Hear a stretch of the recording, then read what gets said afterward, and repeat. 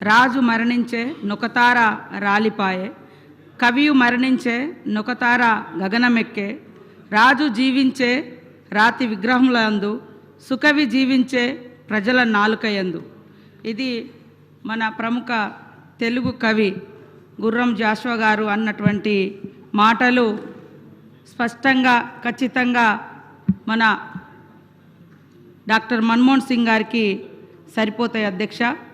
వారు ఈరోజు మన మధ్య లేకపోయినా, భౌతికంగా లేకపోయినా, వారు ప్రవేశపెట్టినటువంటి అనేక గొప్ప సంస్కరణలు, పథకాలు ప్రజల గుండెల్లో సజీవంగా చిరకాలంగా నిలిచిపోతాయని తెలియజేస్తూ, మరి డాక్టర్ మన్మోహన్ సింగ్ గారు అంటేనే సంక్షేమ స్వాప్నికుడిగా ఆయన పేరు పదిలంగా ఉంటుంది అధ్యక్ష.